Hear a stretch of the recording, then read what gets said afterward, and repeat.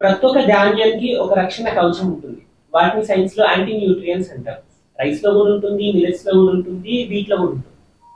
So ప్రకృతి ధర్మం ప్రకారంగా విత్తనం భూమి మీద పడినప్పుడు ఆ ఫేవరబుల్ కండిషన్ వచ్చినప్పుడు స్ప్రౌటింగ్ అయ్యి చెట్ అవుతుంది. సో ఆ సైన్స్ ని మన పూర్వీకులు లైక్ గోధుమలు తినేవాళ్ళు, మిల్లెట్స్ తినేవాళ్ళు, రైస్ తినేవాళ్ళు ధాన్యాన్ని నానబెట్టేవాళ్ళు.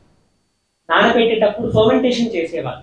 సో ఆ ప్రాసెస్ లో దాని మీద ఉన్న ఆ టాక్సిసిటీ, మనకి టాక్సిసిటీ, దానికి అది రక్షణ కవచం, అవన్నీ ఎలిమినేట్ అయితే తర్వాత స్ప్రౌట్ యాక్టివేషన్ అంటే మొలక రాకుండా దాంట్లో లోపల జీవాన్ని మేల్కొల్పడం.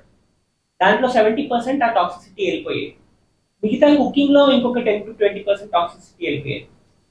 సో ఆ ఫర్మెంటేషన్ లో మొత్తం టాక్సిసిటీని కన్వర్ట్ చేసింది.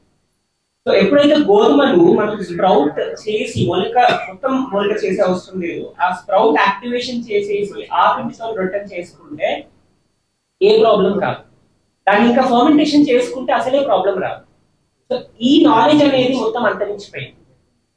సో ఈ గ్లూటెన్ వల్ల అంటే ఆ టాక్సిక్ కాంపౌండ్స్ వల్ల లీకీ గట్ సిండ్రోమ్ అని, ఆర్థరైటిస్ అని, డయాబెటీస్ అని ఇవన్నీ కూడా వస్తాయి.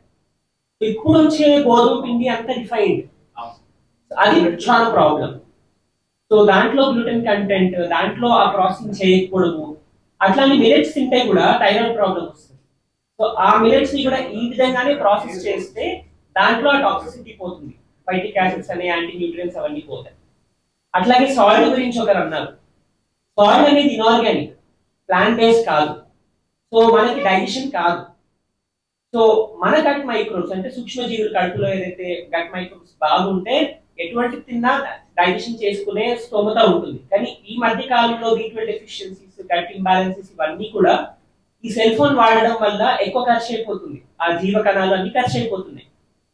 మనం రిప్లెనిష్ చేయట్లేదు, సన్ కి ఎక్స్పోజ్ అవ్వట్లేదు, సాయిల్ కి ఎక్స్పోజ్ అవ్వట్లేదు, జీవం ఉన్న వాటర్ వాడట్లేదు, ఆరో వాటర్ వాడుతున్నాము. సో ఇవన్నీ ఫ్యాక్టర్స్ వల్ల ఈ మైక్రోబియల్ యాక్టివిటీ దెబ్బతింటున్నాయి. సో వాటి వల్ల ఈ కాంప్లెక్స్ ఫుడ్ అనేది ఇంకా టాక్సిసిటీ అయిపోతుంది. అది బ్రేక్ డౌన్ అవ్వట్లేదు, డైజెషన్ ఎలిమినేషన్ అవ్వట్లేదు. సో దాంట్లో ఈ సాల్ట్ అనేది ఇనార్గానిక్.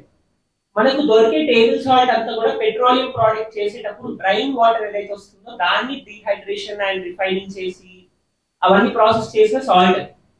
మన నేచురల్ సాల్ట్ సీ సాల్ట్, కానీ దాంట్లో ఎన్నో మైక్రో ప్లాస్టిక్స్ టాక్సిసిటీ ఉంది. అట్లానే హిమాలయన్స్ హైదరాబాద్లో తీసుకుంటే కూడా ఆ రాళ్ళు మనకి డైజెస్ట్ కావు, దాంట్లో ఒక లేయర్ మాత్రమే మనకి డైజెస్ట్ అవుతుంది.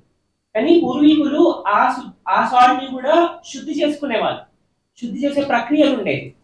అందులో భాగంగా నా రీసెర్చ్ లో ఫర్మెంటేషన్ టెక్నాలజీ వాడేసి ఆయుర్వేదంలో తక్రారిష్ట అనే కాన్సెప్ట్ యూజ్ చేసి సాల్ట్ ని బయోవైలబుల్ ఫామ్ లో కన్వర్ట్ చేసేసి దాన్ని జైవిక లవణం అనేది ఒకటి ఆవిష్కరణ చేశాను.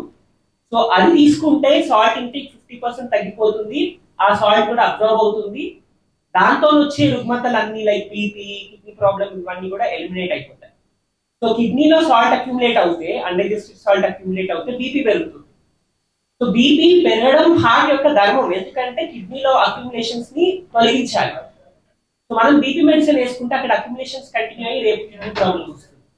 సో అట్లా ఈ ఫామ్ లో సాల్ట్ తీసుకుంటే కిడ్నీలో అక్యుములేట్ కాదు, అబ్జర్వ్ అవుతుంది ఆ మినరల్స్, అప్పుడు మనకు ప్రాబ్లం రాదు. అసలు అయితే మనకి మినరల్స్ ఫ్రూట్స్ నుంచి రావాలి, లేదంటే ఆ వెజిటబుల్స్ నుంచి రావాలి. కానీ కుక్ చేసినప్పుడు ఆ న్యూట్రియన్స్, ఆ మినరల్స్ వెళ్ళిపోతాయి, అందుకని సాల్ట్ మీద డిపెండ్ అవుతున్నాం. అది ఈ మెథడ్ లో మనం తీసుకుంటే అప్పుడు మనకి డైజెస్టిబుల్ ఫామ్ లో కన్వర్ట్ అవుతుంది. అట్లా ఎన్నో విషయాన్ని మనము పరిశీలించి ఇది అడాప్ట్ చేసుకోగలిగితే, ఈ ప్రాసెసింగ్, ఈ కుకింగ్ మెథడాలజీస్ పాటించగలిగితే ఈ టాక్సిక్ ఎలిమినేషన్ అయినప్పుడు ఈ హెల్త్ ప్రాబ్లమ్స్ కూడా రాకుండా